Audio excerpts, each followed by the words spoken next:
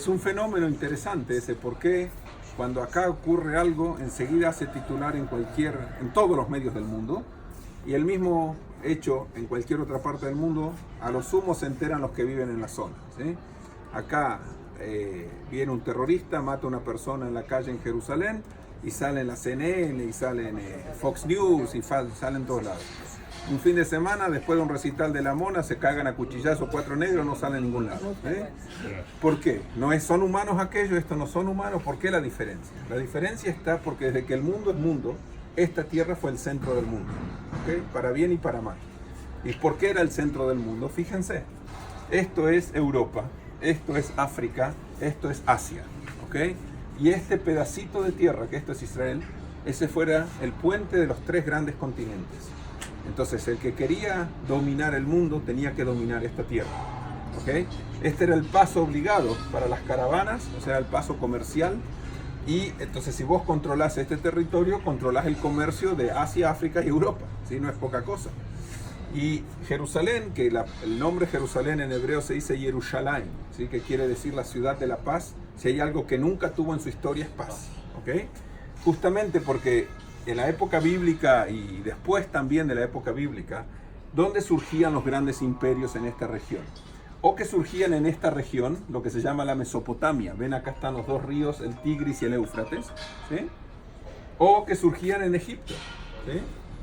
Entonces, si surge un faraón en Egipto, ¿sí? Que es un tipo que quiere conquistar mundo, él quiere conquistar la Mesopotamia, que ahí está la riqueza. Entonces, ¿dónde tiene que pasar? Acá. Ahora surge un babilonio, un persa, un caldeo, un asirio, que todos estos venían de esta región. Surge un tipo que quiere conquistar. ¿Qué es lo que él quiere conquistar? Egipto. Entonces, ¿dónde van a chocar siempre los ejércitos? A mitad de camino, ¿sí? La defensa no se hace sobre la puerta de la casa, se hace más adentro. Y entonces, esta tierra siempre fue lugar de choque de los grandes imperios, ¿okay? Por eso, a lo largo de la historia, toda la historia hubo guerras, ¿sí? Sobre este pedacito de tierra. Y ese es el resumen de la historia, ¿okay?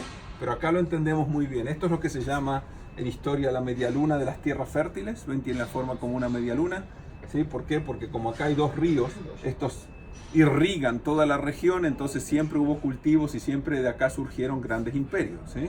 Y en Egipto lo mismo, por el río Nilo, ¿sí?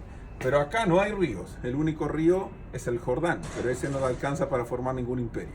Entonces, por eso esta era la tierra de paso, ¿okay? Bueno, ¿y cuándo aparece por primera vez en la historia el nombre de Jerusalén? Aparece en esta historia que está representada acá, cuando Abraham, ¿sí?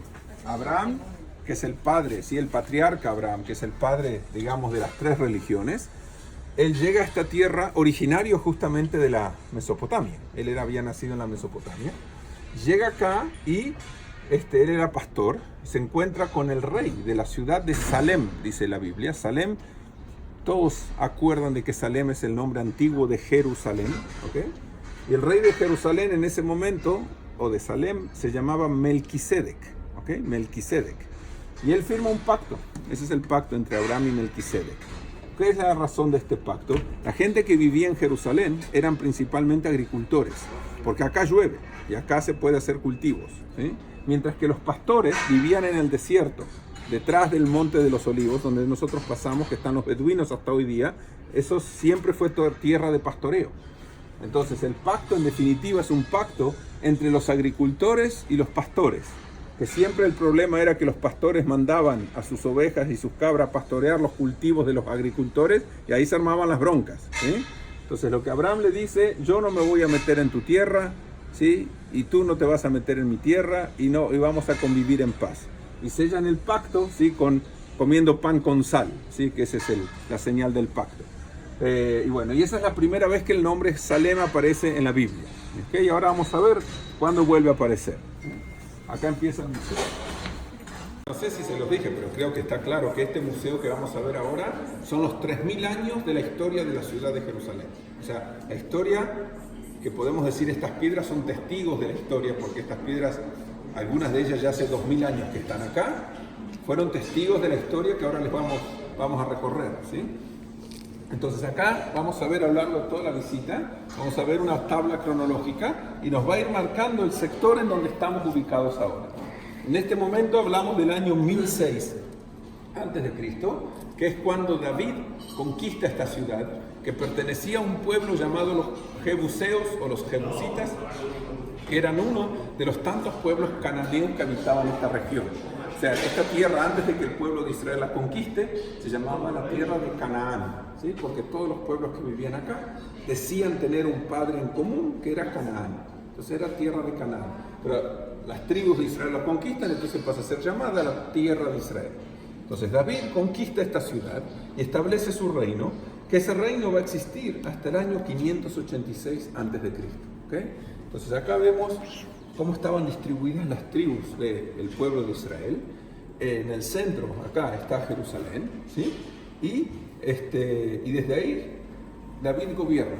David establece un reino que logra unificar, podemos decir, a todas las tribus bajo su mando. Hasta ese momento cada tribu era prácticamente autónoma, ¿sí? Era como la época de los caudillos en Argentina, así que cada provincia tenía su jefe, pero no había nada organizado. Acá era igual, hasta que llegó David, ¿sí? David es el Urquiza del pueblo judío, vamos a decir así. Entonces, esta es la ciudad de David, ¿sí? La ciudad de David tenía una forma como una lengua, ¿sí? Que estaba cercada por un lado por el valle del Cedrón, por el otro lado el valle de los Queseros, que se los mostré ayer en la maqueta, ¿se acuerdan? Y arriba estaba el palacio, la parte alta, ¿ven? Está el palacio, y de arriba del palacio, en la cima de la montaña, David compró un terreno para luego construir allí el templo. La Biblia dice que él quiso construir el templo para Dios, pero Dios le dijo: tú no puedes construir mi templo, porque tú fuiste un rey guerrero que mató mucha gente y tú tienes mucha sangre en las manos. Tú no me puedes construir mi casa. Solo tu hijo, ¿sí?, va a poder construir mi casa. Entonces el hijo de David, que era Salomón, construyó el templo. Por eso se llama el templo de Salomón, ¿sí? Y ahí tenemos, un holograma que nos permite ver cómo se veía el templo de Salomón. Tienen que ir mirándolo de costado y van a ir girando, van a ir viendo los diferentes aspectos, ¿sí?, las diferentes caras del templo.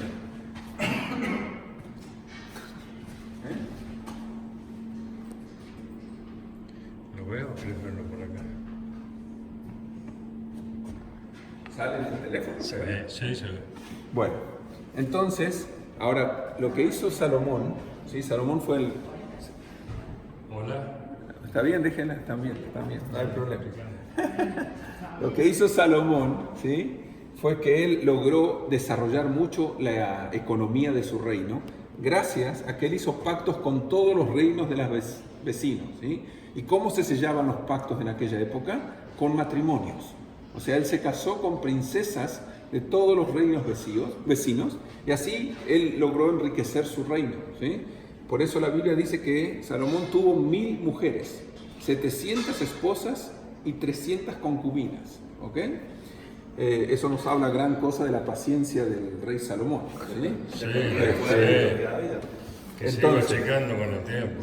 Entonces, acá vemos cómo él construye el templo, que es esa imagen que ustedes vieron allí.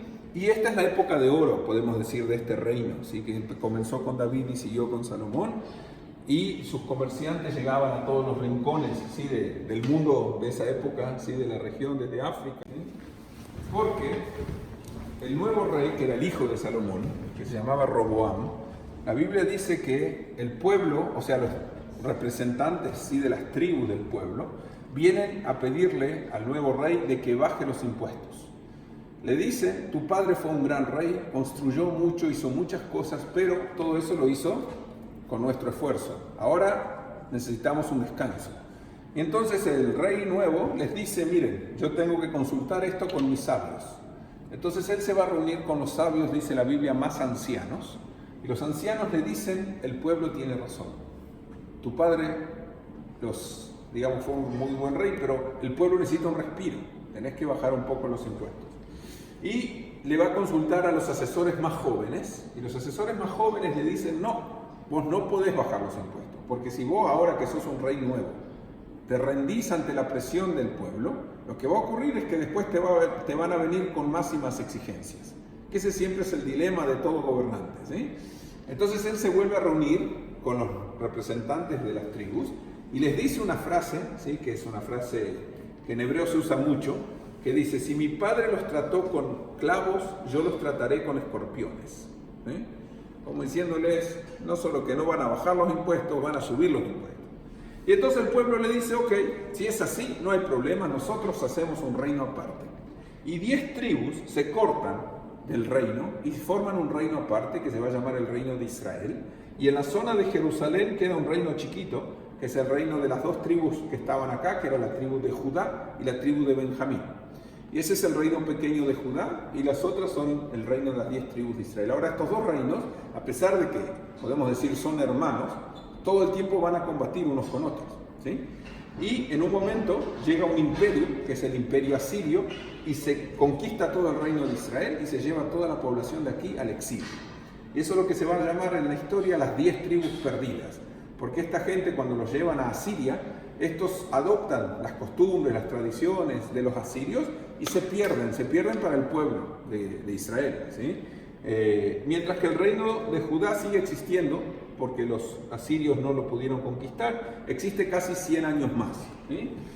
Y en esa época hay un gran rey que construye un canal, un acueducto, ¿sí? La época cuando vienen los asirios, que como dije no pudieron conquistar, construye un acueducto para sacar agua del manantial, que estaba fuera de la muralla, todo por un túnel subterráneo hasta la piscina. Él es el que construye la primera versión de la piscina de Siloé, que la palabra Siloé quiere decir en hebreo enviar. O sea, le envió agua desde el manantial a una piscina que la construyó dentro de las murallas para que en caso del asedio extranjero él pueda resistir teniendo agua dentro de la ciudad. Ese agua todavía funciona. Este túnel tiene 2700 años y todavía lleva agua. Es increíble.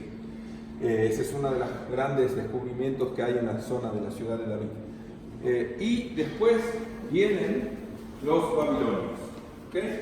El famoso rey de Babilonia llamado Nabucodonosor conquista esta tierra y se lleva a él también la población al exilio. ¿Por qué los grandes imperios en la antigüedad se llevaban a los pueblos conquistados al exilio?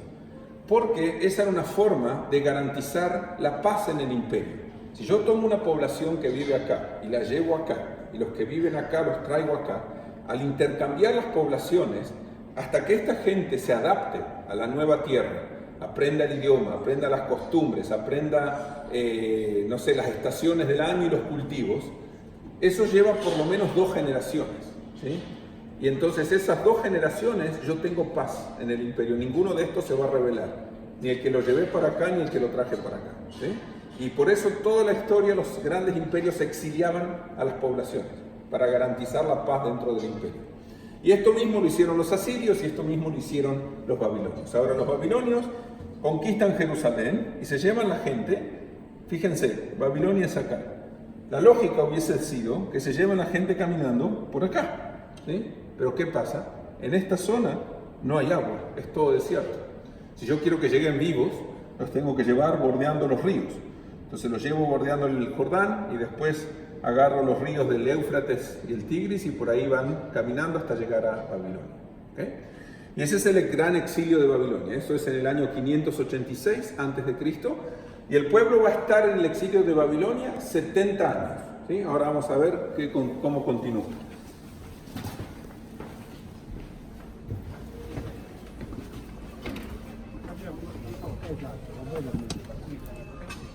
El pueblo. Esta es una escena que está tomada de el Salmo, ¿sí? El Salmo 137 cuenta que el pueblo dice, estábamos a orillas de los ríos de Babilonia y llorábamos porque extrañábamos a Sión y los babilonios nos pedían que cantemos canciones de Sión. Dice, ¿cómo íbamos a cantar canciones cuando estábamos tan tristes? Y ese Salmo, ¿sí?, que termina con la frase, si te olvidares Jerusalén, que se me pegue la lengua al paladar, que se me seque la mano derecha. Eso es lo que se dice en la boda, ¿sí? Cuando en el casamiento judío, ¿sí? El novio dice esa frase, ¿sí? Que nunca olvides a Jerusalén. Entonces, y después los Village People le pusieron, no los Village People, los Boney M le pusieron música, ¿sí?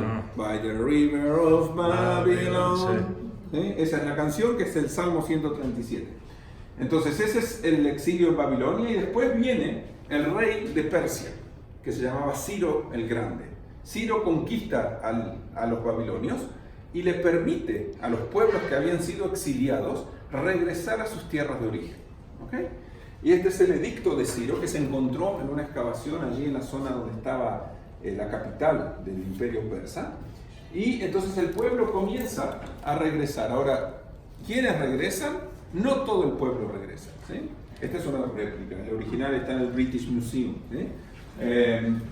Entonces el pueblo comienza a regresar, y cuando regresan a Jerusalén, nuevamente construyen la ciudad, construyen los muros de Jerusalén y vuelven a construir el templo. Y por eso ese periodo lo llamamos el comienzo del periodo del segundo templo. El primer templo, dijimos, lo construyó Salomón, lo destruyeron los babilonios. Ahora comienza el periodo del segundo templo bajo el gobierno de los persas. ¿Okay? Pero Alejandro, ¿sí?, que le gustaban demasiado el vino, ¿sí?, y las mujeres, murió muy joven. Y entonces sus generales se repartieron el gran imperio que él había conquistado. Y en esta región, ¿sí?, hay dos generales que se dividen los territorios. En la zona de Egipto queda un general que había sido uno de los grandes generales de Alejandro, llamado Ptolomeo. Él queda a cargo de Egipto. Y en la zona de Siria y la Mesopotamia queda otro que se llamaba Seleuco, y él instaura un reino que se llama el reino Seleucida. Ahora, a pesar de que estos dos eran griegos y habían luchado cuerpo a cuerpo bajo las órdenes de Alejandro, desde el momento que cada uno es rey, comienzan a pelear entre sí. ¿Okay? Y durante 150 años el reino Seleucida y el reino Ptolomeo van a pelear. ¿Y dónde van a pelear? ¿Dónde van a hacer las batallas? Acá, en la tierra de Israel. Ahora, este fenómeno de estos dos reinos que combaten unos contra otros, lo que hace en definitiva es que los dos se debilitan. Y cuando los dos se debilitan lo suficiente, los pueblos sometidos se levantan. Y uno de esos pueblos es el pueblo de Israel, que liderados bajo la familia de los macabeos, ¿sí?, los macabeos logran expulsar de aquí al último rey de origen seleucida, se llamaba Antíoco IV, y instauran un reino independiente, que es prácticamente la superficie del reino que tenían en los días de David. ¿Okay? Y ese es el reino de los macabeos. Los macabeos gobiernan por casi 100 años en forma realmente soberana, no tienen nadie arriba de la cabeza. Hasta que, como les conté ya la historia, dos hermanos aspiran al trono, comienzan a pelear entre sí. Uno le va a pedir ayuda al rey Ptolomeo y el otro le va a pedir ayuda al general romano que acababa de conquistar el imperio seleucida, que se llamaba Pompeyo. Y Pompeyo le dice: yo te ayudo, lo ayuda a llegar y conquistar Jerusalén. Cuando lo pone como rey le dice: ahora esto es tuyo, pero el territorio es Roma. ¿Sí? A partir de ahí este territorio pasa a estar bajo la órbita del imperio romano. Esta es la historia de la purificación del templo, la fiesta de Hanukkah, que ya les conté. Y dijimos que el último rey de esa dinastía de los macabeos es Herodes, que, como les conté, él no era hijo de esta dinastía, él no era de la sangre macabea, pero se casó con una princesa macabea. Y como él fue matando a los hermanos y primos de su esposa, quedó él como único heredero al trono. Y así él se hizo del trono, y después de eso viajó a Roma a ser confirmado por el César, y con el apoyo del César y del Senado romano, Herodes recibe, miren todo el territorio que llegó a gobernar Herodes. ¿Sí? Todo eso es para mostrar la confianza que los romanos le tenían. ¿Sí? Entonces él gobernaba todo este territorio, y ahí es donde él hace todas las grandes obras. Construye Masada y construye el templo de Jerusalén, o reconstruye el templo de Jerusalén, construye Cesarea de Filipo, construye la tumba de los patriarcas en Hebrón. En fin, Herodes fue el gran reconstructor de esta tierra. ¿Okay? Y también el lugar donde estamos parados lo construyó él. Entonces, esta es una maqueta del gran templo que Herodes construyó. O sea, el templo ya existía, porque lo habían construido los que regresaron del exilio de Babilonia. Pero el templo de los días de aquellos días, hasta los días de Herodes pasaron 400 años, es mucho tiempo. El pueblo creció y ya no había lugar para que todo el pueblo se congregara alrededor del templo, y por eso Herodes decide hacer la gran reforma. Construye la plaza esa gigante, ¿sí?, que vimos recién, y el templo en el medio, con todo lo que hablamos ayer en el museo y demás. Y este es uno de los accesos que había hacia la explanada del templo en aquella época. ¿Okay? Y finalmente, bueno, en esa época, por supuesto, surge, ¿sí?, la figura de Jesús, comienzo, ¿sí?, del cristianismo, y este florecimiento, podemos decir, dura hasta el año 70. El año 70, acá tenemos una representación de cuando los romanos asedian Jerusalén, ¿sí?, y llegan a las puertas de la ciudad, a las murallas, comienzan el ataque y finalmente la conquistan y la destruyen hasta los cimientos, ¿sí? No dejan nada de la ciudad, ¿sí? Y entonces el general que conquistó y destruyó Jerusalén, que se llamaba el general Tito, ¿sí?, que era de la familia de los Flavios, él se lleva, ¿sí?, los tesoros del templo a Roma y se lleva también los esclavos que lleven, ¿sí?, esos tesoros. Y con los tesoros del templo de Jerusalén, Tito puede construir la obra más grande del Imperio Romano, que fue el Coliseo, ¿sí? El Coliseo se financió con los tesoros que Tito se llevó de la campaña de Jerusalén. Y esta es la imagen que aparece en el interior del arco de Tito, que está acá. El arco está en el Foro Romano, ¿sí?, ahí en Roma. Y en el interior del arco hay una imagen, que es esta imagen, que se ve a los prisioneros judíos cargando los tesoros del templo, ¿sí?, en la marcha triunfal que él hace. Y ahí vemos el candelabro, ¿sí?, la menorá de oro que estaba en el templo, que también se la llevó para Roma. ¿Okay? Y también el gobierno romano acuña una moneda, ¿sí?, en esa época, que dice Judea cautiva, ¿sí?, y Judea capta. Ahí vemos la imagen de Roma y la Judea que está bajo la palmera, que es el símbolo de esta tierra. Entonces ahí muestra cómo Roma logró sojuzgar, ¿sí?, a los rebeldes, ¿sí?, a la Judea rebelde, y esa es la moneda de esa época. Bueno, seguimos. Y acá, en la puerta de Jafo, donde recién entramos a la ciudad, existe la calle que va este-oeste, que es el Decumanus, ¿sí?, sí se llama en latín. Ahora, el Decumanus tendría que haber continuado hasta acá. El tema es que la plaza ya estaba en el medio, eso ya no lo podían quitar. Entonces, ¿qué hicieron? Construyeron la calle hasta ahí, aprovecharon un pedazo del Cardo y la calle termina acá. Ese es el Decumanus de Jerusalén. ¿Ven? Nosotros vamos a andar por esto porque esta parte hoy día es la Vía Dolorosa. ¿Okay? Entonces, y ven que en esa época el templo está todo destruido, no hay ninguna construcción ahí, porque lo habían ya destruido los romanos antes. Entonces, esa es la maqueta de Jerusalén de los días bizantinos, que comienzan con Adriano y después se extienden en la época bizantina. Que como ven, la ciudad es más pequeña que la ciudad que vimos recién de Herodes. ¿Sí? Bueno, entonces ahora vamos a ver la sala, ¿sí?, dedicada a esta época. Ahí tienen el nombre de la ciudad, Aelia Capitolina, ¿sí? Y esta es la ciudad del Cardo, la calle del Cardo. Esta fue la rebelión judía que fue lo que hizo que Adriano venga hasta aquí a reprimir a estos rebeldes. Se conoce como la rebelión de Bar Kokhba, ese era el nombre del líder. Y este es un busto de Adriano que se encontró aquí en una excavación cuando él construyó un arco del triunfo, por lo visto, y quedó el busto ahí y se encontró.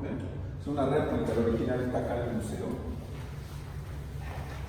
Y después de esta época, o sea, 200 años después de Adriano, llega el emperador Constantino.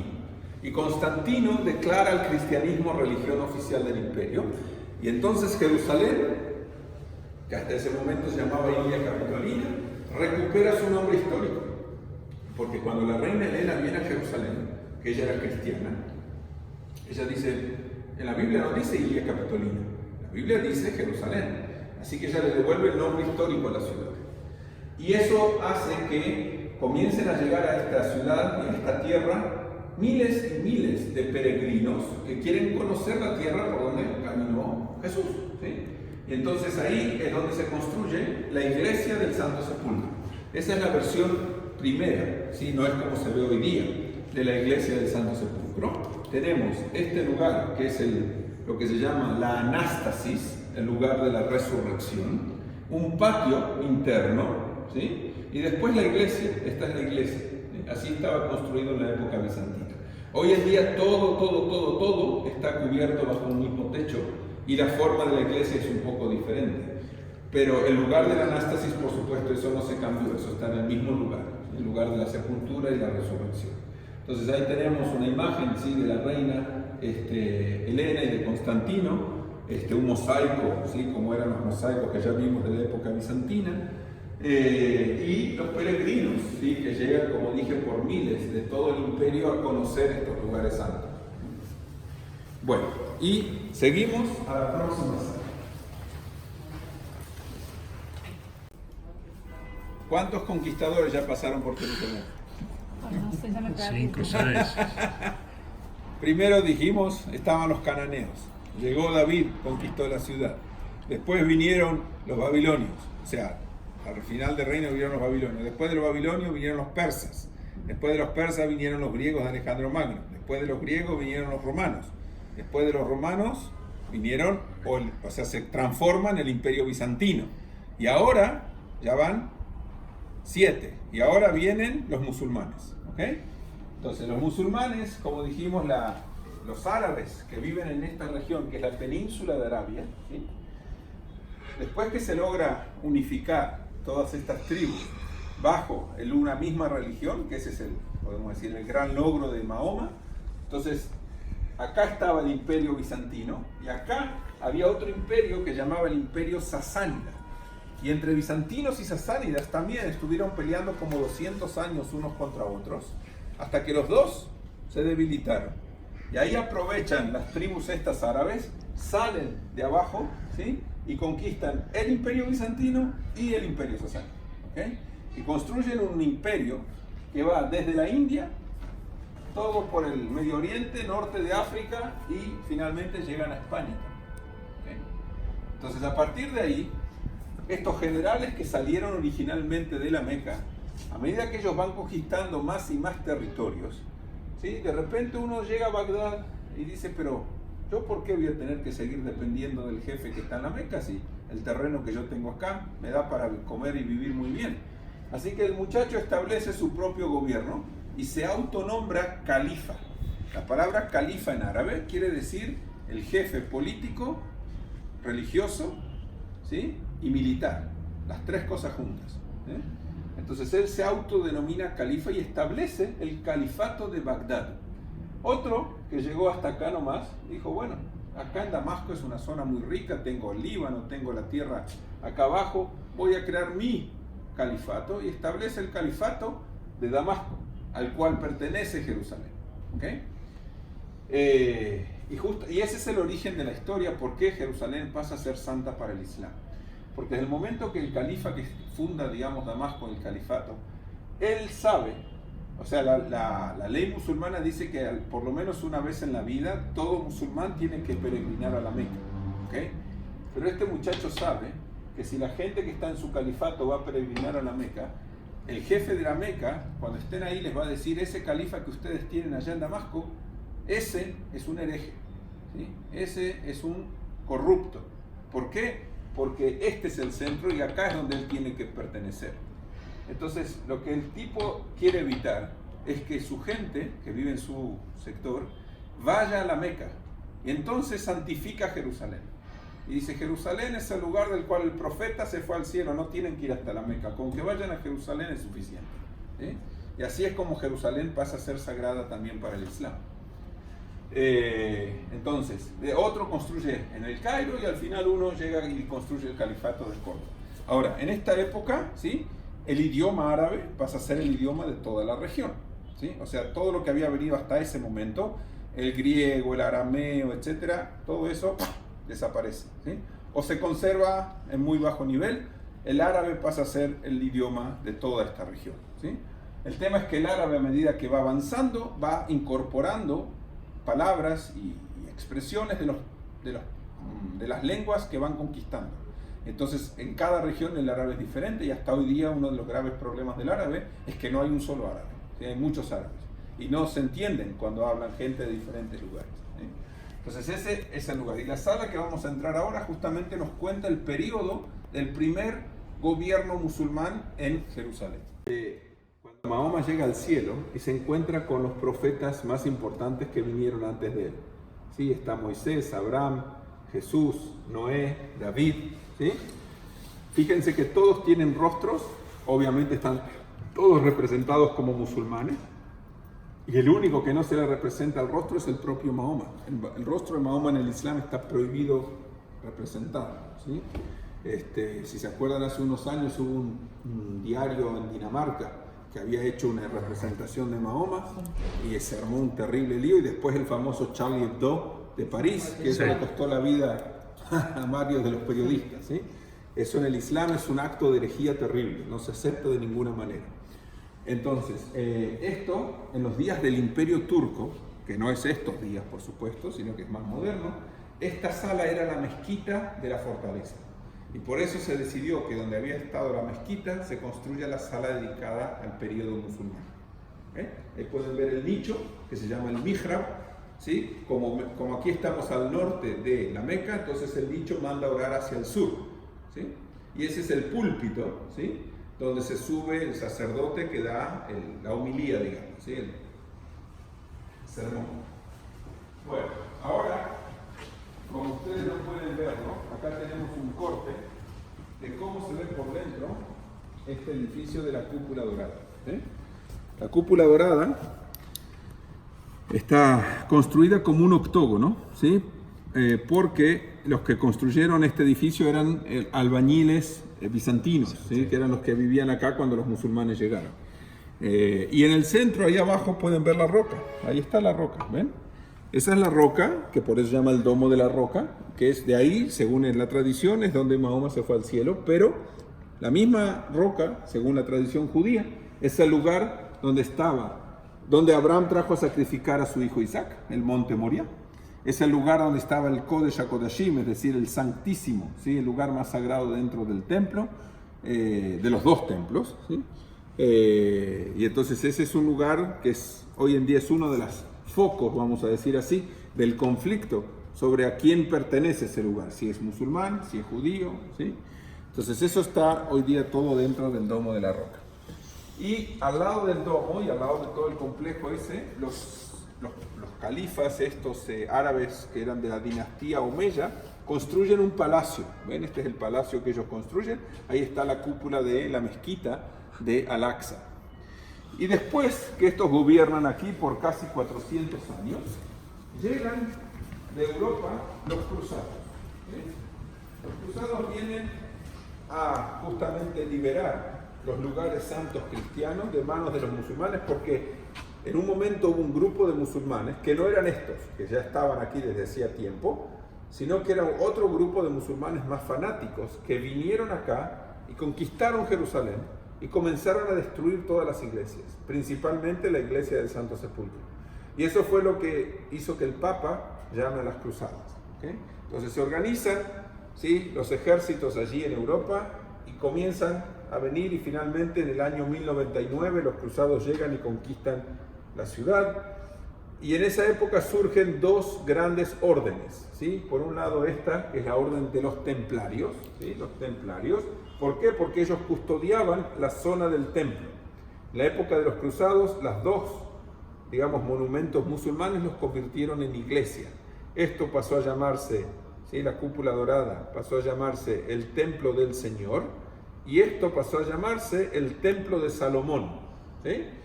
Y así fue durante 180 años, estos eran iglesias. Y la otra orden importante que surge es esta que está acá, que son los hospitalarios.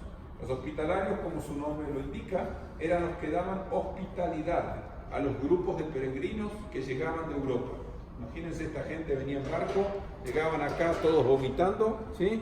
Y estos les daban un lugar donde dormir, les daban atención médica, les daban comida, y después los escoltaban cuando salían a recorrer el país a visitar los lugares santos, porque todavía la mayoría de la población era musulmana, era hostil.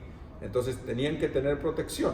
Y por todos esos servicios, los hospitalarios cobraban buen dinero. Por eso se convirtió en una orden multimillonaria, ¿sí? Y tenemos restos en el país de construcciones de los hospitalarios también. Y entonces esa es la ciudad de la época de los cruzados. Acá podemos ver el Santo Sepulcro, que es como se ve hoy día, nada que ver con la iglesia que vimos antes bizantina, ¿sí? Ahí está la iglesia la iglesia de los cruzados. Y ahí está, ¿sí? Los dos templos, como ya dijimos. ¿Okay? Pero estos cruzados van a ser conquistados por el famoso sultán Saladino. ¿Sí? Saladino, que él era de origen kurdo, ¿sí? Saladino era kurdo. Él logra unificar a los ejércitos árabes que estaban muy divididos, y con los ejércitos unificados sale a luchar contra los cruzados. Finalmente los derrota en una batalla muy cerca de Tiberias, donde nosotros pasamos, en un lugar que se llama los Cuernos de Jitim, y allí derrota a todos los cruzados. Pero después que los derrota, los cruzados vuelven, ¿sí? Y él ve que todo el tiempo vuelven. Entonces dice, ¿qué pasa acá? Estos muchachos no nos van a dejar en paz. Entonces él decide firmar un pacto con ellos. Y en ese pacto, que él lo firma con el rey de Inglaterra, Ricardo Corazón de León, se establece de que los grupos de peregrinos cristianos van a poder seguir viniendo a visitar la Tierra Santa bajo el dominio musulmán, y van a tener escolta armada para visitar los diferentes lugares, y por todo eso van a pagar tributo. ¿Ok? Y entonces él garantiza la seguridad de los peregrinos, y entonces en Europa están todos tranquilos. Y de esa manera es un buen negocio para todos. Los cristianos pagan y pueden cumplir con su sueño de visitar los lugares santos. Las arcas del sultán se llenan y entonces todos contentos, ¿sí? Y eso duró un tiempo, ese acuerdo, ¿sí? Hasta que después de que Saladino murió, todo esto se vino abajo, ¿sí? Pero esta es la imagen, ¿sí?, del acuerdo. Bueno, y esa maqueta en movimiento son los peregrinos que visitan la iglesia de Santa Ana. ¿Sí? La iglesia de Santa Ana es otra iglesia que tenemos acá en Jerusalén, y que recuerda, según la tradición, el lugar de nacimiento de la Virgen. La madre de la Virgen se llamaba Ana. Bueno, seguimos.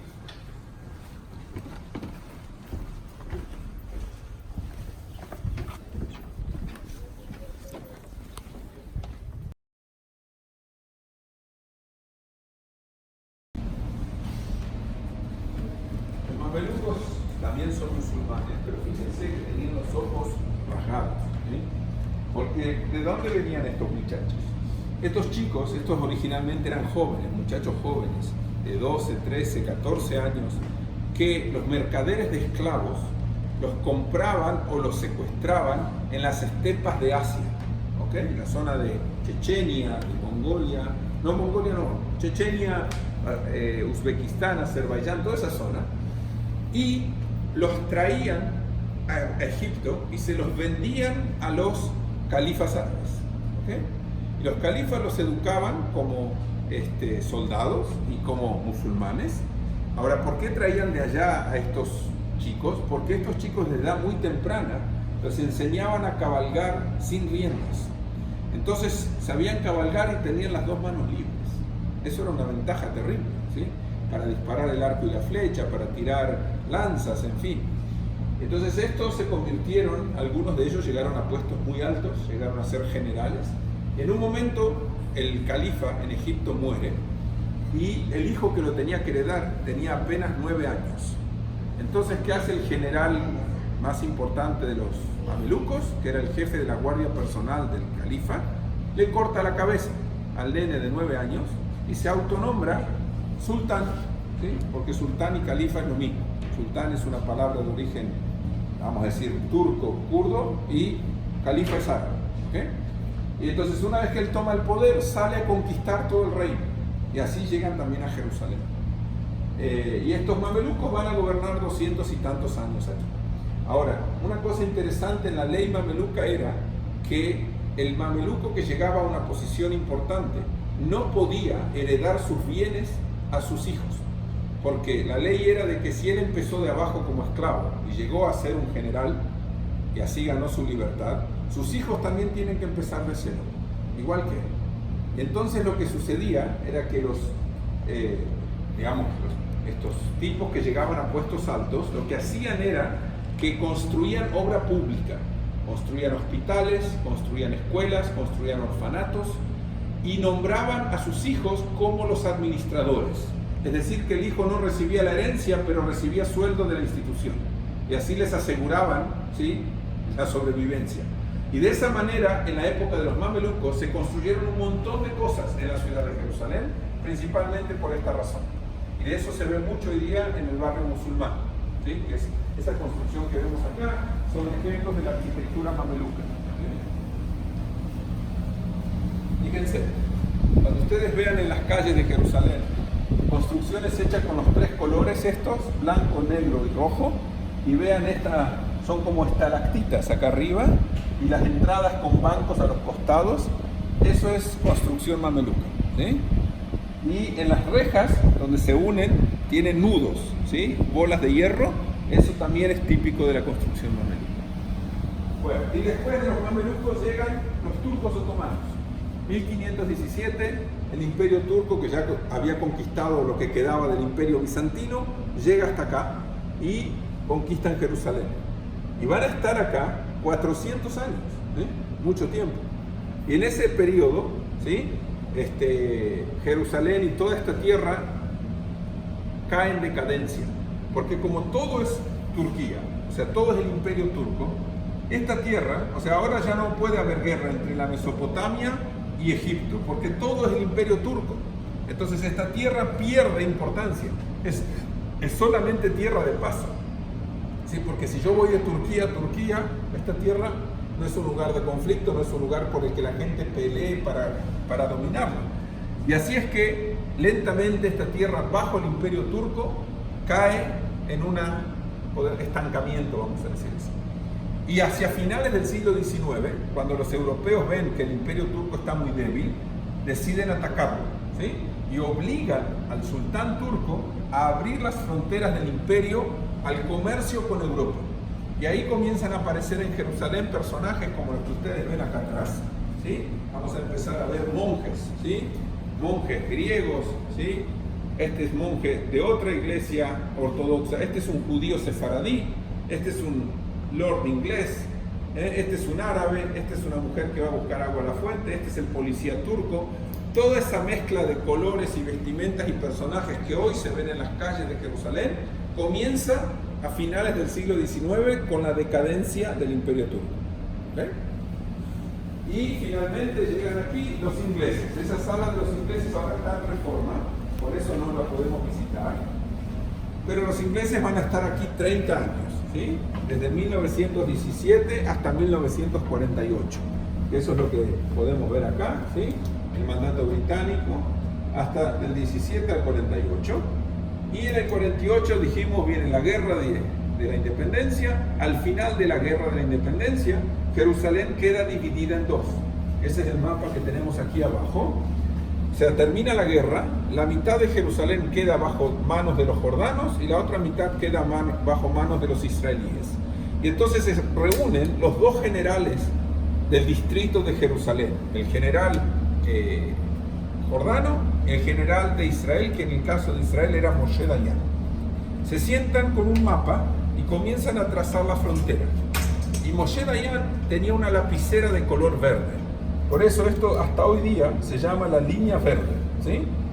Y ahí se establecen qué pertenece a cada uno, ¿sí? Y eso en el medio o sea, sobre la línea verde se construye un muro, como se construyó en Berlín después de la Segunda Guerra Mundial. Y el muro marcaba, ¿sí? De un lado es Jordania y de un lado es Israel. Y este muro existió 19 años hasta la Guerra de los 6 días. En el año 67, después que termina la guerra y que Israel conquista la parte oriental de Jerusalén, se tira abajo ese muro, ¿sí? Y entonces hoy toda la ciudad nuevamente está unificada, ¿sí? Pero como digo, las poblaciones siguen divididas. O sea, la parte occidental sigue siendo la población judía, la parte oriental la población árabe, y en el medio está la ciudad vieja con sus 4 barrios. Y esa es la realidad de Jerusalén. Bueno, 3000 años de historia en cada